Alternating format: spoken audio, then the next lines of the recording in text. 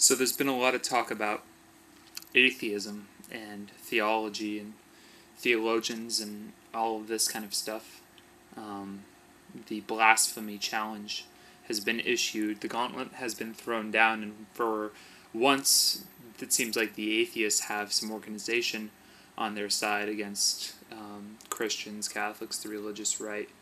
And it also seems like they're going against the East and really have declared a war on all religion.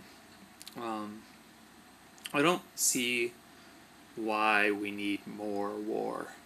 I don't see why the atheists feel as though they need a sense of conformity in their existence. It seems like the Blasphemy challenge has really opened itself up as the first real church of atheism in order to, confirm that sense of community or belonging, that sense of belonging that Christians get. And that's I always thought the church was a really good institution supporting, charitable causes and a place where people can go together to feel free and feel like family. The issue I have with the Blasphemy challenge is that they're targeting young kids, and I think that they feel that it's like a counteract against, the all of the movements to get kids to accept Christ as their personal Lord and Savior. And I understand that. I think that that's wrong, but I don't think that it's any more right to expose kids and target kids with these, information blitzes, these campaigns for atheism as the source of righteousness in this world, going after them and saying, there is no afterlife, there's no this, there's no that, there's a sense of spirituality is neutralized. I don't see what good that does anybody. What about agnosticism? Confucius says that the meaning of knowledge is to know that you don't know, that you know nothing. I think that people are really afraid of admitting and acknowledging that humans are only super intelligent relatively. I look at the majority of the human race and it makes me a little bit of a misanthrope. I think that these kids that belong to the Blasphemy Challenge are rebels. They like to stand up against their parents, and they like to come out and go, yeah, misanthropy, yeah, I fucking hate humans, we're destroying the planet, this, that, and the other. But there's better ways to do that than to denounce all forms of higher being. I don't know. I have no idea. What I believe is that there is something out there larger and more important, not more important than, but definitely more powerful than myself.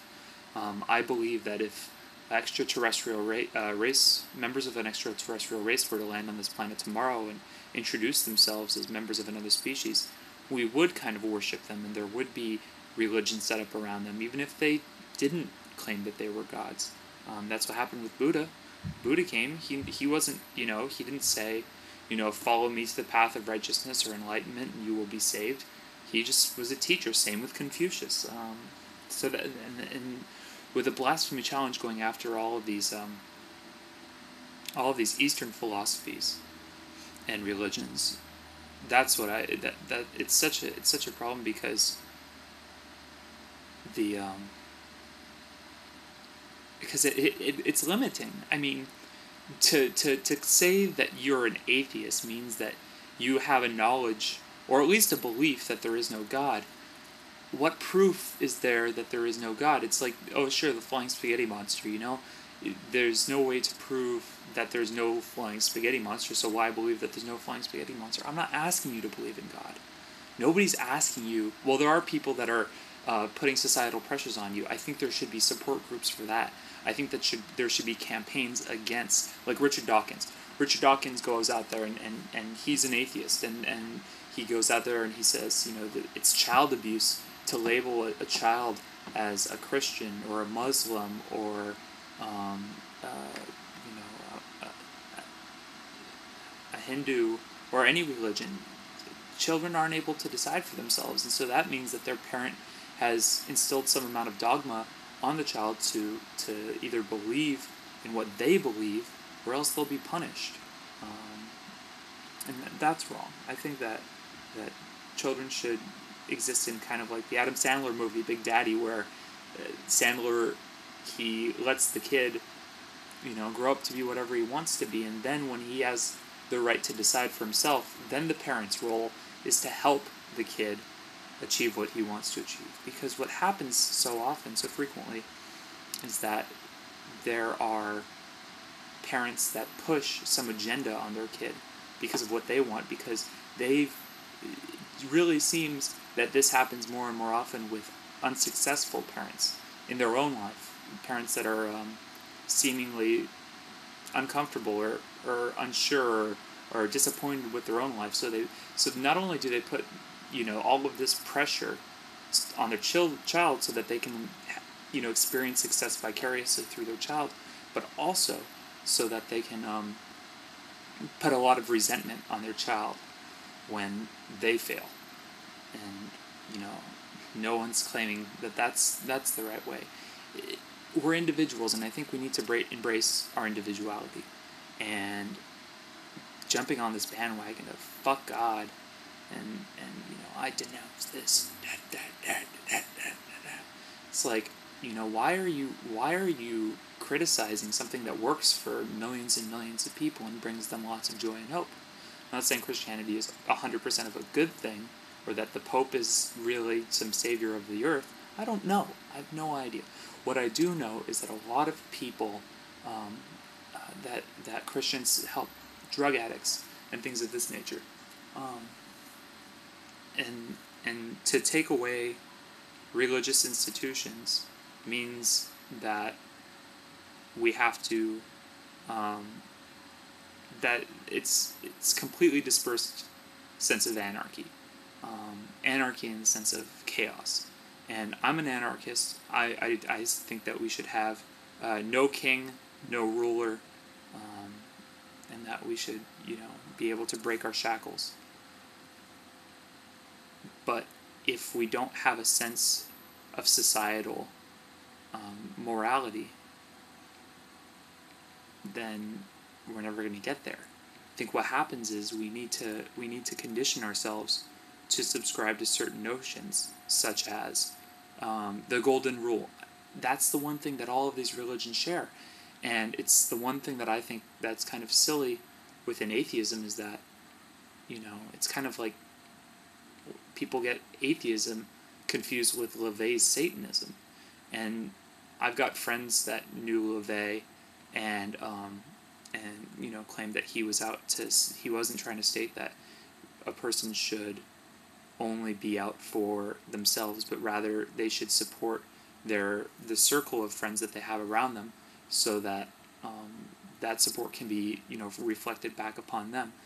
But the way that I read into Satanism was that to each their own, and you need to do what you need to do to get ahead in life.